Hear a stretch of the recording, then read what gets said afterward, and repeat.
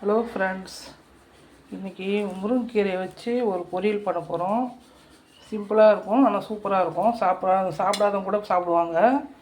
சின்ன பசங்கள்லாம் வந்து கீரை சாப்பிட மாட்டாங்க. அவங்களுக்கு இந்த மாதிரி நம்ம செஞ்சு கொடுத்தோம்னா ஈஸியாக சாப்பிடுவாங்க. இதுக்கு ஒரு சின்னதாக ஒரு தாளிப்பு கொடுத்துடலாம். கடலைப்பருப்பு, உளுந்தம்பருப்பு, கொஞ்சம் கடுகு, 2 மிளகா போட்டிருக்கேன்.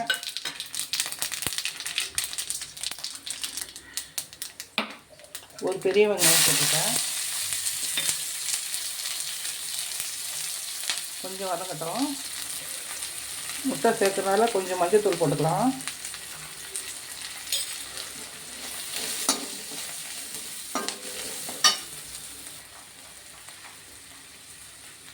கீரை சேர்த்துக்கலாம்.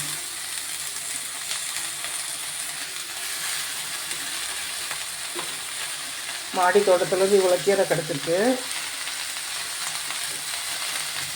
அதில் கொஞ்சம் பொரியல் பண்ணிக்கலாம். எடுத்துக்கோங்க. இதை கொஞ்சம் அப்படியே வதங்கட்டுங்க.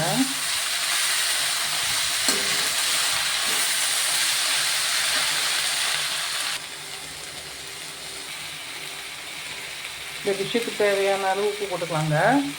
உப்பு பார்த்து போட்டுக்கோங்க. ஏன்னா கீரைனால கொஞ்சம் லைட்டாக உப்பு சத்து கூட தான் இருக்கும். பார்த்து போட்டுக்கோங்க. இப்போ 2 முட்டை ஊற்றுறேன்.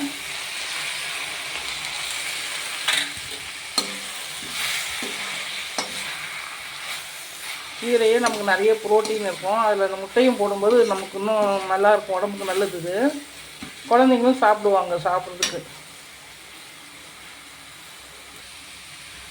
ரெடி ஆகிடுச்சுங்க. இது மொத்தமே ஒரு 10 நிமிஷத்துக்குள்ளேயே ரெடி ஆகிரும். சீக்கிரமாக கீரையும் சீக்கிரம் வெந்துடும். கீரை வேகிறதுக்கு ரொம்ப நேரம் எடுத்துக்காது. முருங்கைக்கீரை ரொம்ப நேரம் நீங்கள் வேக்காடு கொடுத்தீங்கனாலும் கசப்பு தான் வந்துடும். அதுக்கு கரெக்டான வேக வைக்கணும். இப்போ முட்டையை உடச்சி ஊற்றியாச்சு. சூப்பராக இருக்கும். ஒரு வாட்டி செஞ்சு சாப்பிட்டு பாருங்கள். வீடியோ பிடிச்சா லைக் பண்ணுங்கள், ஷேர் பண்ணுங்கள், சப்ஸ்கிரைப் பண்ணுங்கள்.